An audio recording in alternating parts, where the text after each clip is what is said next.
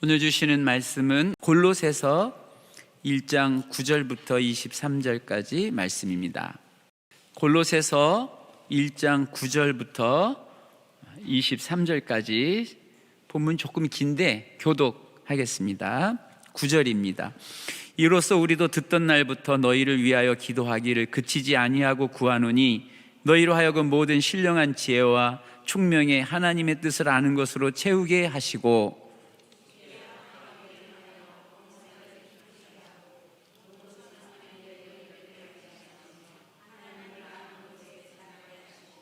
그의 영광의 힘을 따라 모든 능력으로 능하게 하시며 기쁨으로 모든 견딤과 오래 참음에 이르게 하시고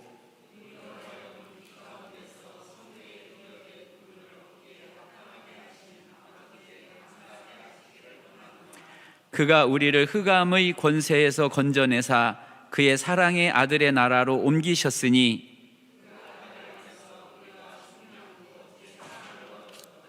그는 보이지 아니하는 하나님의 형상이시요 모든 피조물보다 먼저 나신 이시니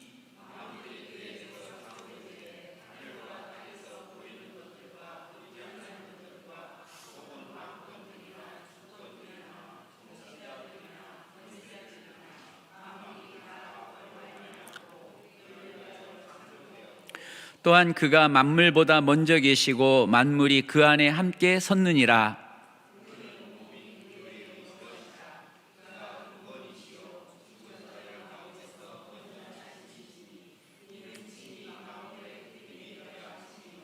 아버지께서는 모든 충만으로 예수 안에 거하게 하시고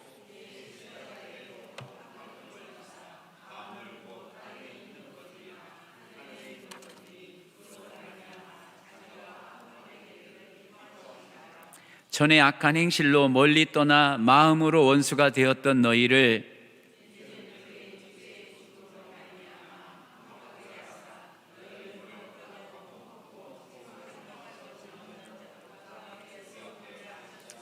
함께 읽습니다.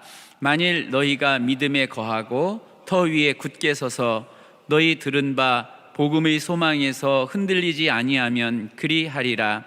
이 복음은 천하 만민에게 전파된 바요 나 바울은 이 복음의 일꾼이 되었노라.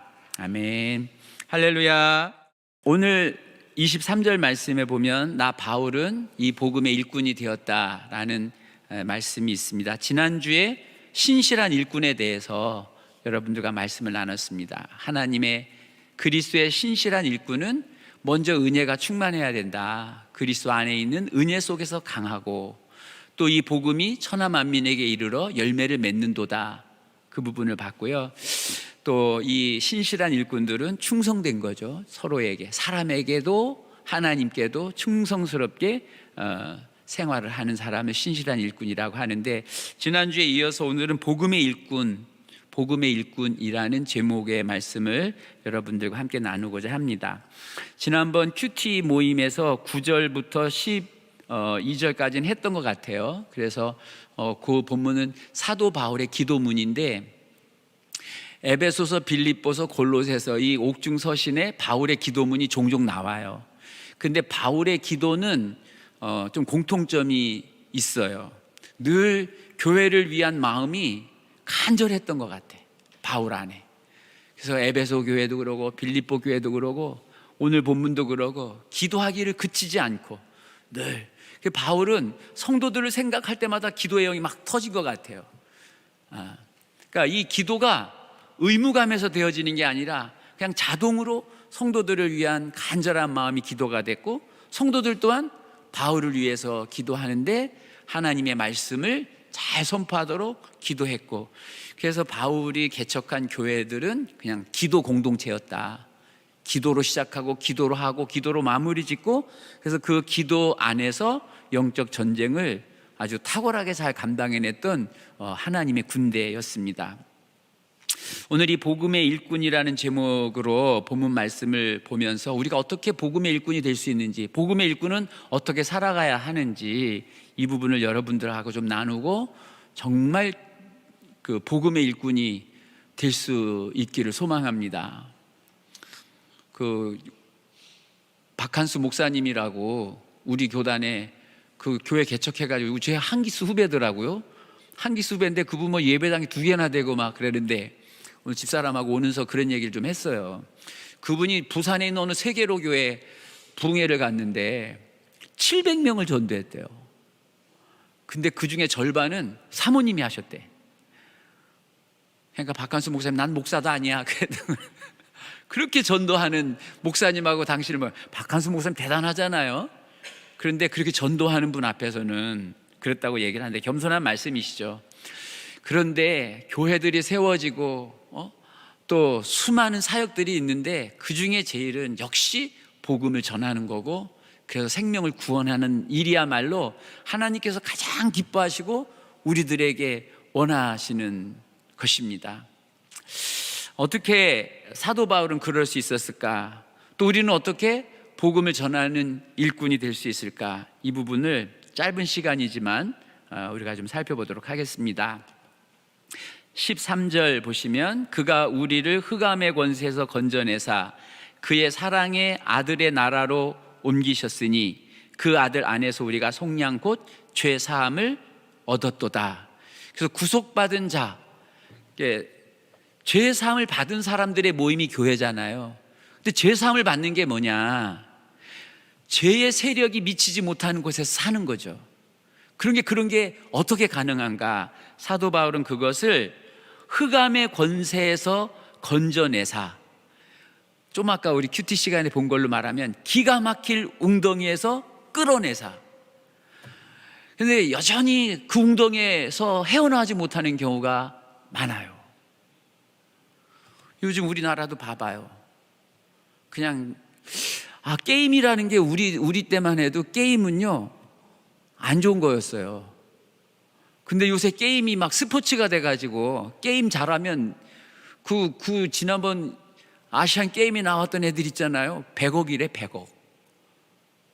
요새는 게임이 그렇게 됐어요. 근데 그게 좋은 거냐?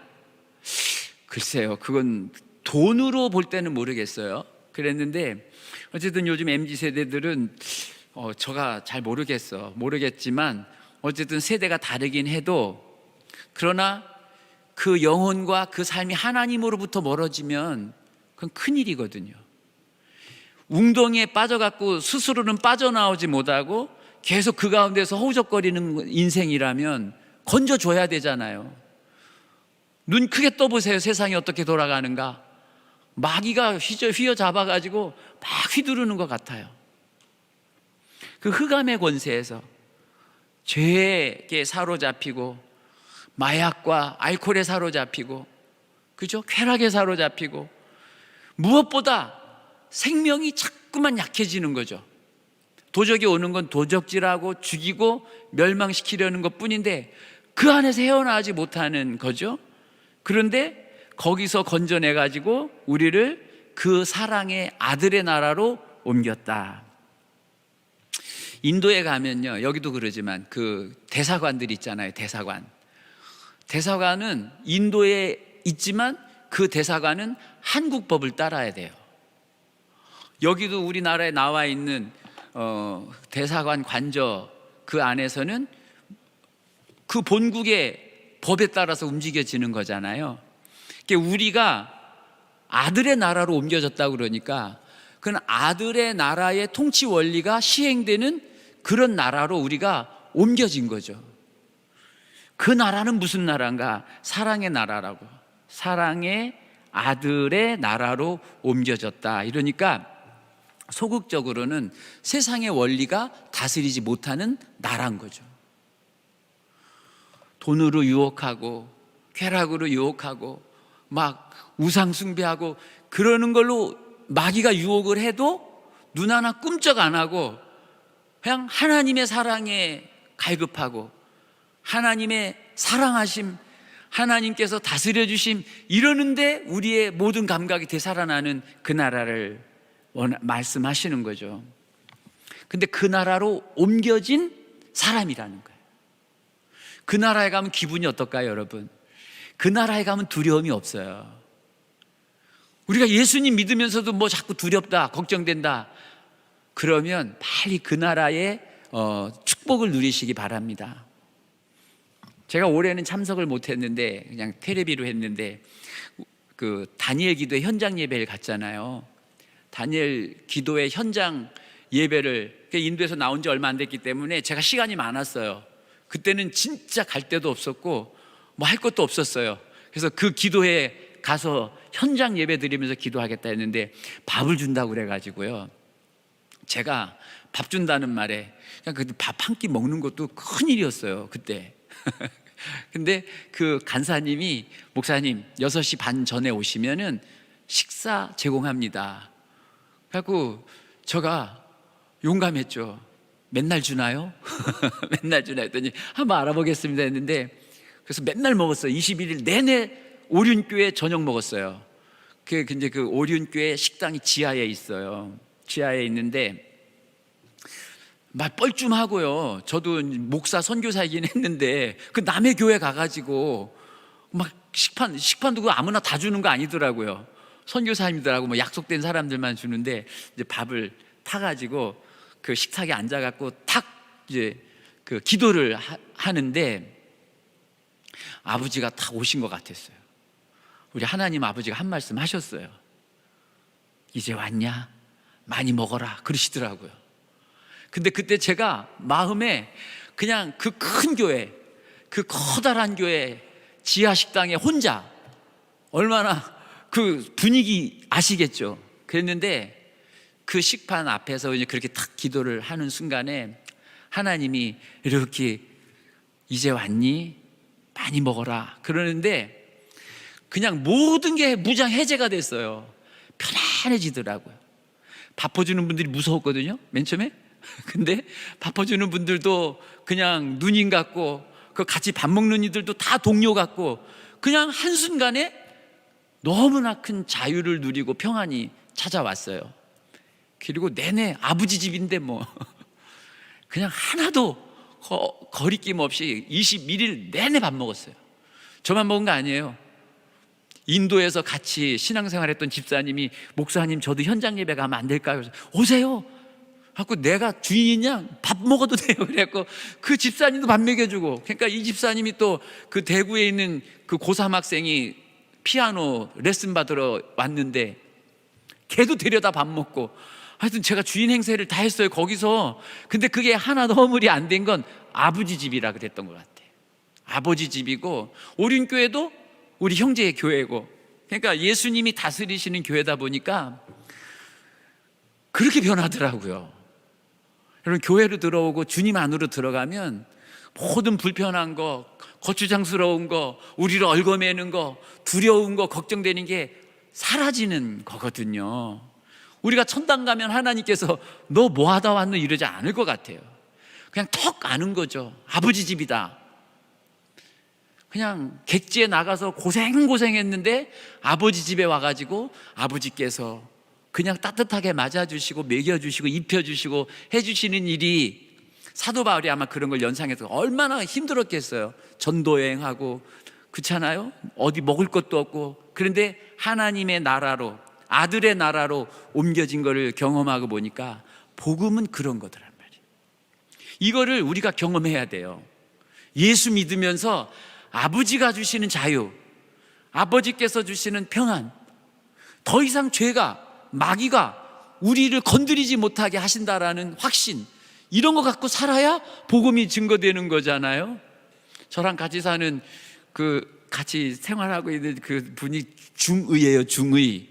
침 잘 놓고 막 부항 뜨고 하는데 우리 교수님도 같이 침을 맞는데 이제 그 침 놓는다고 그래서 갔더니 교수님 가라사대, 아이고 침 놓는 사람이 그렇게 비실비실 돼가지고 환자들이 그거 신뢰가 가겠나 이러더라고요. 이분이 너무 바쁘게 다니느라고 막 피골이 상접해가지고 그래 있으니까 침 맞는 이가 신뢰가 안 가는 것 같더라고요. 예수님 믿는데 늘 걱정이 많고, 예수님 믿는데 맨날 걱정하고 근심하고 두렵고 떨리고 그러면 그거 보는 사람이 그게 예수님 믿고 자유하세요 그러면 그게 믿어지겠냐고요. 그러니까 우리가 예수 믿고 복음을 전할 때 복음을 누리셔야 돼요. 죽으시고 부활하시고 승천하신 그분을 믿으면 구원받습니다. 이게 교리잖아요. 교리적으로 알면 부족해. 보면 그냥 그 얼굴에, 그죠? 이제 말씀하시지만 그 아들의 형상을 우리가 닮아가는 거잖아요. 아버지랑 살면 아버지 닮잖아요. 그러니까 우리가 주님 나라에 가갖고 자유를 누리고 평안을 누리고 여러분 마음의 근심 걱정이 사라지고, 그게 우리가 어떻게 해서 되는 게 아니고 성령이 임하시고 예수님이 우리 안에 거하시면 그분이 사시는 거니까, 사실 우리 안에 그런 게 나타나는 게 원래 맞는 말이거든요. 여러분, 부디 주님이 풍성히 거하시기를 축복합니다. 성령이 충만하시고 말씀 은혜가 충만하셔가지고 어둠은 일도 없고 늘 밝고 환하게 명랑하게 긍정적으로 이런 복음의 능력이 우리의 삶에 나타나기를 바랍니다. 이어지는 게 뭐냐면, 그 아들 아내 소리가 제사함을 얻었는데 그는 보이지 않는 하나님의 형상이다 그랬어요. 우리는 예수 닮은 사람들이거든요. 예수님을 한 번도 본 적은 없지만, 그런데 예수님이 우리 안에 거하시니까 우리가 살다 보면 예수님이 생각나고 예수님이 생각나게 하고 예수님이 누려지는 삶이 되는 거거든요. 우리가 애가 5이었잖아요. 애가 5이면 한 놈 한 놈 뜯어보면 다 달라. 근데 한 번은 우리 교회에 새 가족이 와가지고 애들 노는 거 보고 부모가 누군지 알 것 같다고. 그 애들 보면 아버지 얼굴도 있고 엄마, 그 희한하죠. 그게 이미지라고 번역이 되잖아요. 우리가 하나님의 형상 이러면은 하나님이 어떻게 생겼는지 잘 모르겠지만 그냥 턱 보면 분위기가 닮았고, 그냥 얼굴 안에 그런 거 있잖아요. 형제 자매들 봐봐요. 하나하나 보면은 틀린 것 같은데 둘이 딱 놓고 보면은 진짜 닮았죠? 우리가 다 그런 존재거든요. 복음의 일꾼은 복음으로 빚어졌기 때문에 복음으로 맺혀지는 그런 게 이렇게 경험이 되고 누려지고, 그래서 좋은 줄 알고, 사람들 만나가지고 그렇지 않은 사람들을 보면 너 예수 믿어야 되겠구나, 너 성령 충만해야 되겠구나, 이런 필요가 느껴져야지 복음이 증거되지 않겠습니까? 우리가 예수님 믿고 구원받았는데 예수 안 믿고 구원받지 못한 사람들에 대해서 그들에게 아무런 필요를 느끼지 못한다면 사실은 우리는 복음을 잘 모르는 것일 수 있어요. 보면 알아요. 너희가 믿을 때 성령을 받았느냐? 그렇게 물어보잖아요. 성령이 뭔지 모르겠는데 이렇게 대답해요. 그런데 우리가 예수님을 믿고 보면 예수님 안 믿는 사람들이 예수님 믿어야 될 거라는 거가 자꾸 부담이 되잖아요. 그리고 뭐 나가서 막 화끈하게 복음을 전하고 그러지는 못하지만 우리 마음에 있는 이 부담이 있어요. 아우, 나 가서 전도해야 되는데, 우리 주님께서 내게 맡겨준 사명이 그것인데, 그런 거 다 있잖아요. 그죠? 우리 홍강교회 안에 정말 기도도 많이 하시고 실제로 복음으로 우리에게 주어진 축복을 누리면서 곧 자유함, 평안함, 하나님 닮아가는 기쁨, 감격, 이런 게 우리들 안에서 막 배어나와가지고 교회 밖에 사람들을 보면은 뭔가 자꾸 좀 친해지고 싶고, 저 사람하고 친하면 뭐 좀 될 것 같고, 이런 거 있잖아요. 그러니까 여러분들이 더 이상 어둠에 거하시지 않고 어둠의 나라에서 그 사랑의 아들의 나라로 옮겨졌다. 그 아들의 나라의 통치 아래에 있다라는 것을 우리가 아주 기쁨으로 풍성히 누릴 때 말 안 해도 복음이 증거되고, 또 우리가 말로써 복음을 전하고, 이런 역사들이 우리 교회 안에 일어날 것입니다. 여러분, 정예 부대 여러분이 가는 곳곳마다 그런 역사가 일어날 것을 믿고, 이제 우리 조금만 더 하면 그냥 복음을 전하지 않고는 견딜 수 없는 그런 복음의 일꾼들로 다 거듭나시기를 주의 이름으로 축복합니다. 아니, 이미 거듭났죠? 거듭났으니까 이제 하면 돼요. 냅다. 예수 믿으십니까? 그 전도 폭발을 하려고 우리 해봤거든요. 시간도 많이 걸리고 외울 게 진짜 많아요. 근데 지금까지 제가 전도 프로그램 관련해서 들어본 강의 중에 제일 탁월한 건 고구마 전도법이에요. 옆에 분하고 한번 해봐요. 재경 씨하고 나요. 예수 믿으십니까? 딱 그러면 벌써 그 사람의 영적 상태가 진단이 돼요. 아멘! 이러면 와, 센데? 예수 믿으십니까? 근데 그전에는 다녔는데 지금은 이 사람 다시 한번 해봐야 되겠구나 이런 생각이 들어요. 예수 믿으십니까?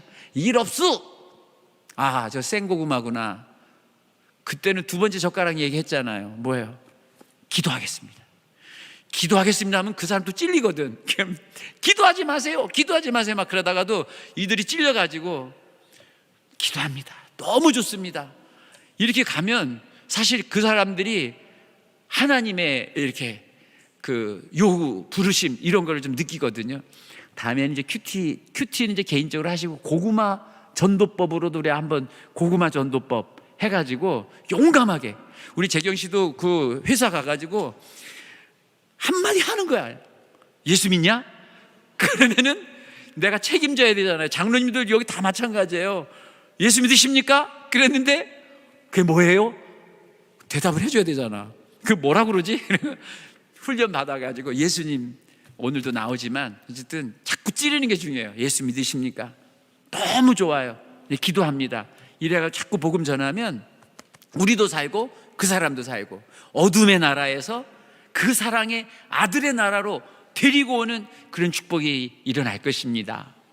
다음으로 가겠습니다. 두 번째, 복음의 일꾼이 되려면 우리들 안에 어떤 게 있어야 되냐면 18절 끝부분에 보면 그가 근본이시고 죽은 자들 가운데서 먼저 나신 이시니 이는 친히 만물의 으뜸이 되려 하시며 아버지께서는 모든 충만한 것으로 예수 안에 거하시고 그랬는데, 여러분 복음을 전하려면 그 복음의 내용이시면서 진수이시면서 핵심이 되시는 예수님이 으뜸이시다라는 사실을 우리가 말로써 고백하고 삶으로 고백이 돼야 돼요.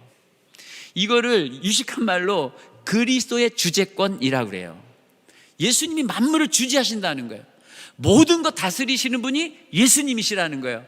그게 우리 삶으로 증거가 돼야죠. 그러면 그 삶 자체가 복음인 거예요. 지난 주간에 제가 시험에 들 뻔했어요. 왜냐하면 그 경상도 사나이들은 말하면 충청도 사람들은 상처가 되더라고. 그 사람들은 그냥 말이 너무 세. 근데 이제 제가 그 선교관으로 옮겨야 됐어요. 기간이 차가지고 이제. 근데 또 그 친구가 방을 얻어놨대. 그래서 형님 같이 가시죠. 그렇게 된 거예요. 근데 지난주에 막 이제 종강도 해야 되고 막 거기에 살던 짐도 있고 하니까 짐을 빼야 됐는데, 이거 제가 첸나에서 목회할 때 그 학생이었던 어떤 아이가 국제학교에 교사로 한다고 저한테 추천서를 써달라는 거예요. 영어로 다. 그랬는데 이제 추천서를 써야 되는데 그걸 금요일 중에 해줘야 되겠더라고요. 그래서 금요일 이분이 이제 나갔다가 형님 제가 9시까지 들어갈 수 있습니다. 9시부터 짐 정리하고 내일 아침에 일찍 이사 갑시다. 근데 내가 이거 하다 보니까 9시 반인데 아직 안 끝난 거예요. 그래가지고 여러분이 그분 이라면 어쩌겠어요? 냉장고도 정리해야 되고 이불도 빨아야 되고 다 해야 되는데 형님이라고 아무것도 안 하고 9시에 온다고 그랬는데 안 간 거니까 미안해요. 곧 내려갈게요. 탁 내려가 그 방에 딱 들어가니까 청소기 돌리다가 청소기를 탁 놓고 부엌으로 가더라고. 제 느낌에 그러지 않아도 소심한데 이거 뭐지? 그러면서 저도 시험에 드는 거야. 그래도 내가 헝하고 내가 이거고 막 그러고 있는데 어디 앞에다 청소기를 탁 놓고서 부엌으로 들어가냐 하면서 제가 딱 이제 저도 제 방으로 들어와가지고 잠깐 생각을 해봤죠. 뭔 생각이 났을까요? 두 생각이 오더라고. 한쪽은 나도 자존심이 있잖아요. 나도 자존심 있고 나도 사정이 있었는데, 또 한쪽은 성령님이 야 그래도 네가 참아야지. 그 참을 일도 아니고 빨리 가서 사과하고 늦었다고 자초지종을 이야기하거라. 어렵더라고. 근데 그게 그랬는데요, 하나님이 은혜를 주셔서 이렇게 앉아서 기도하는 중에 얼마나 힘들었을까. 그래 내가 가서 그래도 내가 형인데 어깨를 이렇게 주무르면서 서울관질은 잘 됐어요? 대답 안 하더라고. 나한테 급하게 추천서 써달라는 애기가 있어가지고 오늘 중으로 써서 보내야 되는데 그런 일이 있었어요. 근데 풀렸어. 같이 청소하다가 결국 어떻게 마무리가 됐냐면 그 친구가 부산 사람이라 부산 오뎅을 갖고 왔어요. 그리고 야, 괜히 부산 오뎅이 땡긴다 그래가지고 12시에 오뎅 끓여 먹었어요. 근데 오뎅 끓여 먹다가 무슨 일이 생겼냐면 그분이 티벳에서 선교하다가 당했던 막 상처들을 얘기하는 거예요. 그러면서요, 그 어려운 얘기를 오뎅 먹으면서요 2시에 잤어. 그리고 오뎅 먹고 야, 기도하자 그래갖고 막 기도하고서 너무 친해졌어요.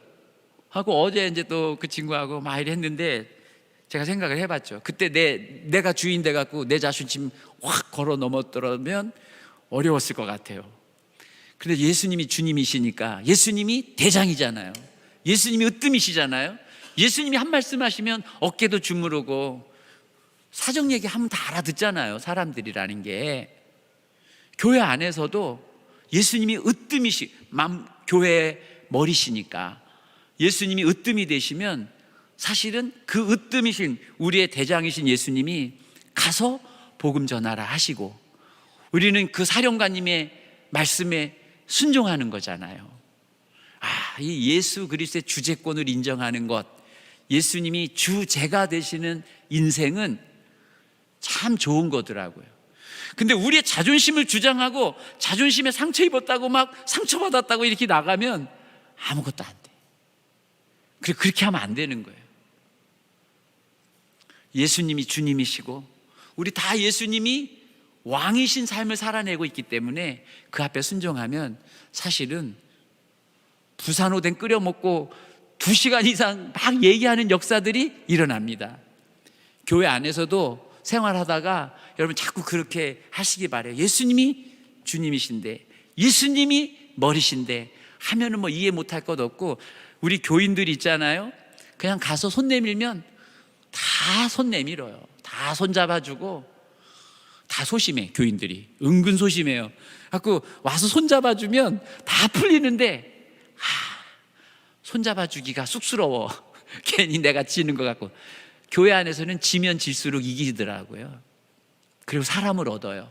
우리 교회 예수님 머리로 예수님이 주제가 되시고, 그래가지고 그냥 먼저 손 내밀고 손 잡아주고 이해해주기로 작정합시다. 그래서 가시면 정말 예기치 못했던 기쁨이 계속 하나님으로부터 오게 될 것입니다.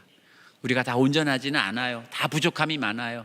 그러니까 상대방의 입장에서 서가지고 좀 귀하게 여기고 이해해주고. 예수님이 우리한테 그랬거든요. 여러분, 우리 예수님 믿기 전에 얼마나 예수님한테 뻣뻣했는데요. 막 삿대질하고.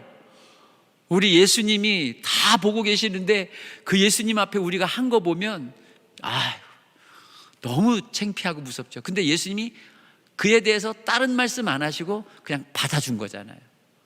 그리고 아들이라고 여겨주시고 하나님 나라 백성으로 삼아주신 거니까 주님 조금만 생각하면 그런 게 우리나라는 넉넉하게 이루어집니다.